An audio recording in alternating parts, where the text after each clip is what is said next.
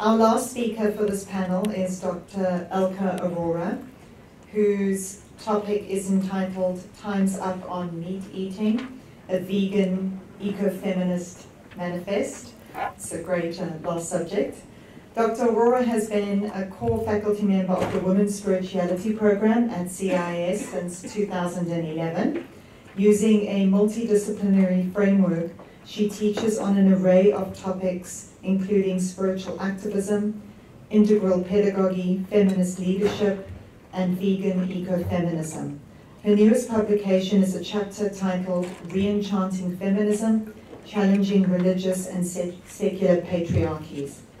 In the forthcoming book, Post-Secular Feminisms, Religion and Gender in Transnational Context. She also helps facilitate workshops on gender healing with Gender Equity and Reconciliation International, a non-profit organization headquartered in the Seattle area. Welcome, Dr. Arora.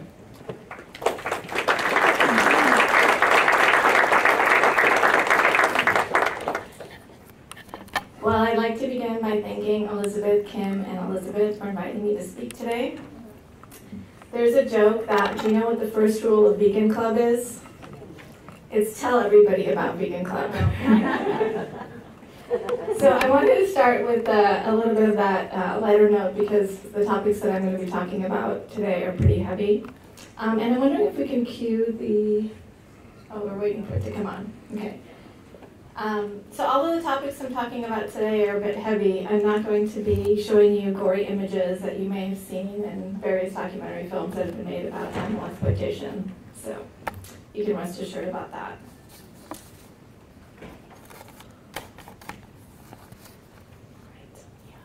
So I'd actually like to start by seeing a show of hands to see who here has either seen or read the novel The Handmaid's Tale.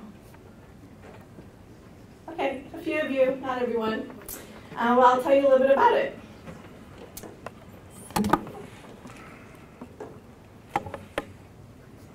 Margaret Atwood's dystopian novel, The Handmaid's Tale, was published in 1985, but was recently revived through a television series of the same name.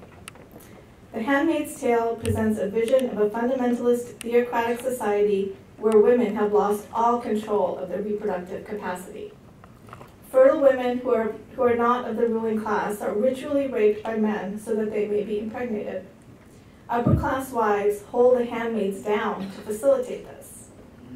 Handmaids must relinquish their offspring at birth and retain no claims to them. This is, of course, an absolutely chilling vision, and although fictional, holds up a mirror to the forces in our society who seek to curtail women's rights and freedoms. We can watch the show in horror, it's on Hulu for anyone who's interested, and yet feel some relief that the world it depicts is not our reality, at least not today. However, one of the claims I'm making today is that for millions of sentient beings, being held down, forcibly impregnated, and separated from their children is their everyday reality. Oh, thingy is not working. Okay.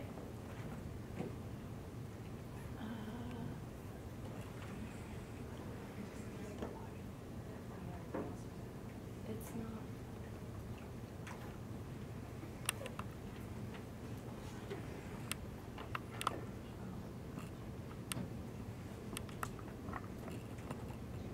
PowerPoint is not responding.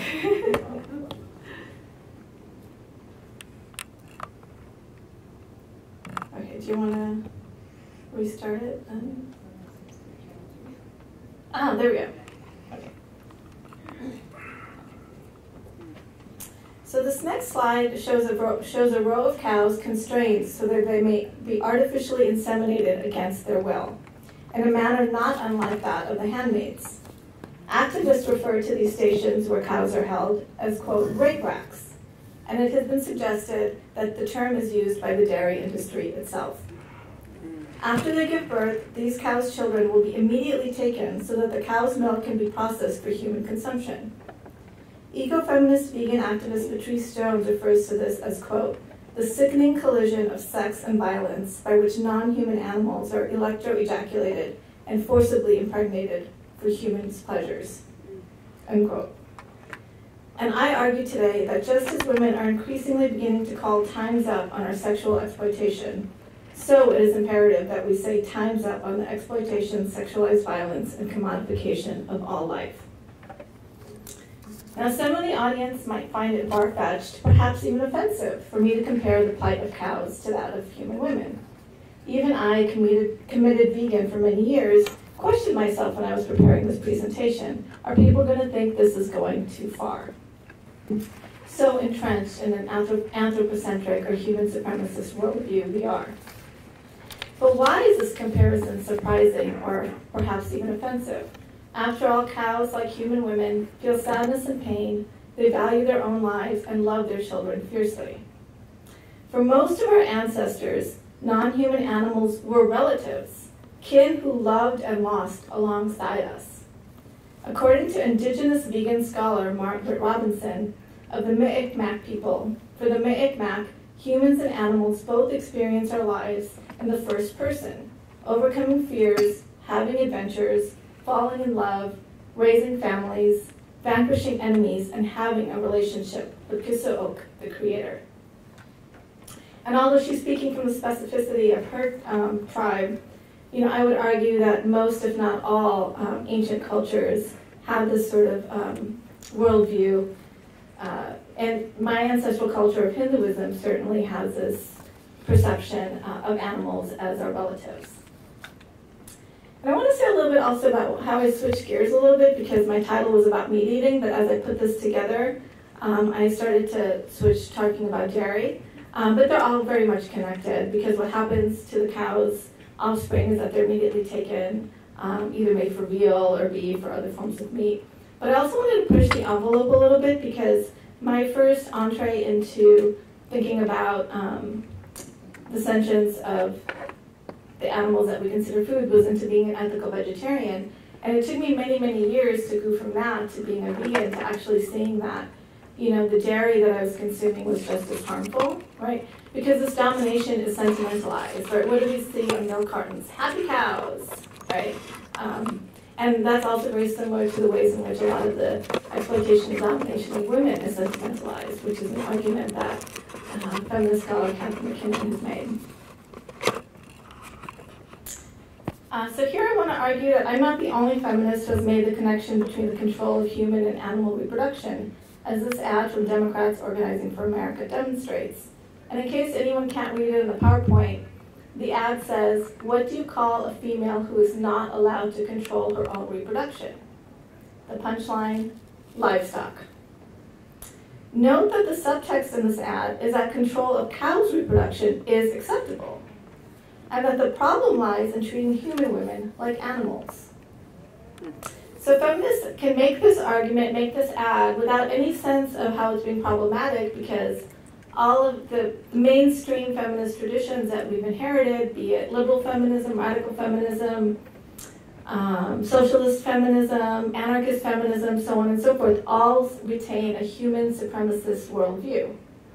And Sam talked earlier about the backlash that early ecofeminists faced, and I would argue that although on the surface that backlash was about essentialism, I think it was also about a deep-rooted human supremacist worldview that ecofeminism has sought to challenge. So to be sure, these human statements about being mistreated must be heard and addressed. Time and time again, we've heard disenfranchised groups complain, rightly so, right, that they've been dehumanized, but then the statement that often follows is that they've been treated like animals. And so the question that I want to pose today is, where did we get the idea that it is okay to treat animals like animals? Right. And I contend that the idea came from the shift of seeing animals as anima, right, to seeing them as capita. The very root of the word animal or anima refers to soul or spirit. And the word animal literally means living being. Animals, of course, are living beings. Yet somewhere along the way, human societies turned these sentient beings into commodities. In a process that likely began with pastoralism but intensified greatly under capitalism, animals underwent a shift from being seen as anima to capita, which means head. The term referred to the heads of cattle used to trade. Scholar Will Tell documents how the word capitalism itself drops from the commodification of animal life. The term chattel, as in human chattel slavery, has the same root, and the word cattle as well. And I would also argue that the charging bull outside the New York Stock Exchange reveals the ways in which the commodification of animals undergirds our economic system. So what I'm arguing here is that as a result of the shift from anima to capita, non-human animals became excluded from our moral universe. It is this exclusion that has allowed feminists to make the ad referencing, quote, livestock that I showed above, without being aware of their anthropocentric assumptions. In fact, what I would argue that the word livestock itself is emblematic of the ethical failures of capitalism, inasmuch as it infuses together the idea of a sentient life with property, which is what stock refers to. The ever-expanding profit motive of capitalism has helped bolster the Cartesian idea that animals are nothing more than soulless machines, undeserving of our ethical consideration. As capitalism has progressed, so has the intensification of large-scale factory farming and its utter disregard for animals' lived experiences. I also want to argue that it's this very same logic of commodification, of turning sacred beings into things, that is at the root of all of our contemporary isms, from racism to sexism, ableism, and others. Our social movements are often beset with the zero-sum game mindset, leading some progressives to believe that concern for the oppression of animals will detract from concern for humans. I often hear people say, well, I can understand why you care about that, but there's so many more pressing human issues that we need to get to first. However, what I'm arguing today is that the oppression of non-human animals is not separate from the oppression of humans. It is not even parallel. Rather, the oppressions are co-constitutive or interlocking. And that term interlocking oppression is similar to the term intersecting oppression. It comes from Black feminist scholar Patricia Hill Collins. And she uses the word interlocking as opposed to intersecting to connote the fact that it's not something that just occasionally intersects two or more forms of oppression, but they really interlock. A look at history reveals that the objectification of human life through racism, classism, and sexism has always been intertwined with the objectification of animal life through speciesism. In the book, The Dreaded Comparison, for instance, Marjorie Spiegel documents how the practices of confining, enslaving, and harming non-human animals helped give rise to the very same practices that were used in human chattel slavery. Not only were the same instruments of restraint and punishment used for non-human animals and dehumanized humans, but the same psychological mechanisms of numbing, dissociating, and othering were employed by the perpetrators of this abuse. Thus, the practice of torturing non-human animals made it both cognitively and materially easier to torture animals during the era of the African slave trade. Again, some have found these types of comparisons offensive, but African-American vegan activists offer a different view. Arguing specifically for an African-American Christian veganism, theologian and pastor Christopher Carter has argued, quote, the liberation that the Black church seeks cannot be realized apart from the liberation of all creation, unless we are willing to prioritize our desire for liberation above the well-being of other oppressed groups. If the Black church chooses to operate in this way, we would be settling for equality with our oppressors rather than liberation from our oppressors. And I wanted to say I found it really important to bring some of those voices in. There's many, many more that I won't have time to get to today. Because a lot of times there's this perception in our culture, just like Kia mentioned the perception that Blacks don't care about the environment, there's this perception that veganism is a white thing, right? I'm clearly not white. There's a whole movement of people, vegans of color, who are talking about veganism as a way of decolonizing diets and as a form of liberation, right? One of the other ways in which speciesism intersects with racism and classism is through the effect on slaughterhouse workers that meat production has. Slaughterhouse workers, low-wage employees who are predominantly people of color, often suffer from a type of PTSD called perpetration-induced traumatic stress. Physical injuries are also endemic among workers, and Human Rights Watch has called meatpacking, quote, the most dangerous factory job in America. So we can see how these oppressions are so deeply intertwined. Speciesism has also been argued to be related to ableism. Vegan disability scholar Sonara Taylor argues that the correlation of rationality with worth is one of these intersections, as is the stigmatization of dependency. She writes, "Dependency is a reasoning that has been used to justify slavery, patriarchy, colonization, and disability oppression. The language of dependency is a brilliant rhetorical tool, as it is a way for those who use it to sound concerned, compassionate, and caring, while continuing to exploit those who they are supposedly concerned about." Another example of this would be the so-called ethical breeders now, where people can adopt pets from, right? Because there's been this recognition that buying animals from breeders is unethical. People are starting to market themselves as ethical breeders, saying that, oh, they love their animals, right? But they're still perpetuating the same type of ideology of being able to control the reproduction of those animals, and many other oppressions along with that. So now I'm going to ask a question, which is, what about personal choice, right? So oftentimes I hear people say, well, you know, that's great that you're vegan, that's your personal choice. But you have to respect other people's personal choices. And of course I do, you know, I mean, except for when I'm given the pulpit. I don't always, try to shove this down people's throats. But I would argue that, following scholar Robert Grillo, that personalizing the consumption of animal products categorically excludes them from the domain of public discourse and social justice. And so what we really need to do is depersonalize animal food choices, right?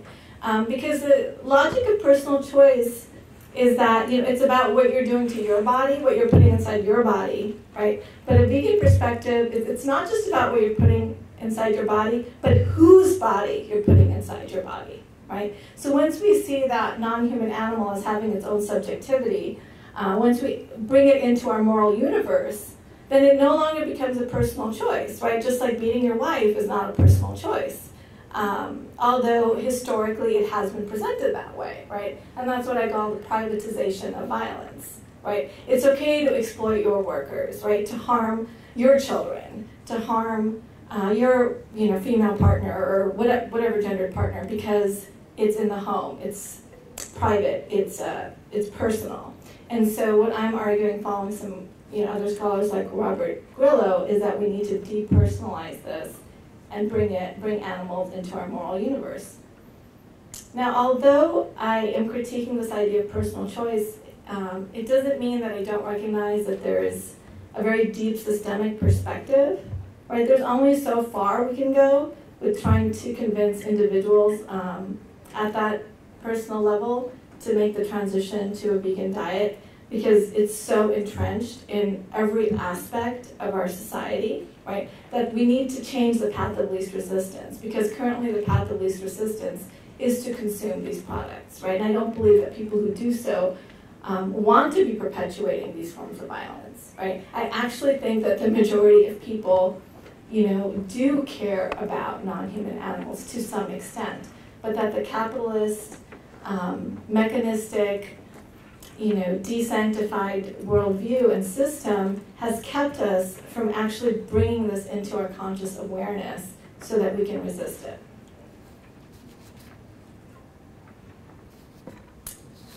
So I want to end by saying that, of course, I can't speak at an ecology conference without mentioning the devastating impact that animal exploitation is having on the environment.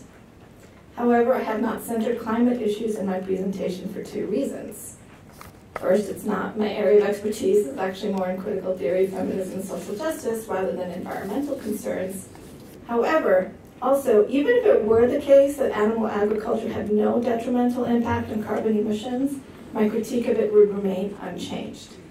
Right? So I think the ecological piece is important, but it's not the center of it for me, although it is very important. And I also assume that many in this audience are aware of some of the statistics. I'll just read a couple. Over half of all worldwide greenhouse gas emissions can be attributed to livestock. Meat and dairy industries use almost 1/3 of the world's fresh water. Animal agriculture is the leading cause of species extinction, ocean dead zones, water pollution, and habitat destruction. And livestock and feed crops are the most significant causes of rainforest destruction.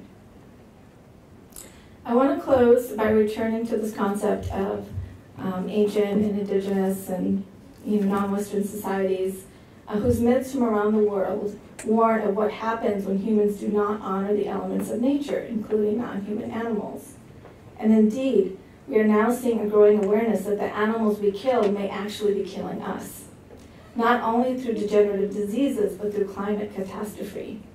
I therefore insist that we must call times up on our human supremacist worldviews and bring back the idea of animals as souls and spirits. Thank you very much.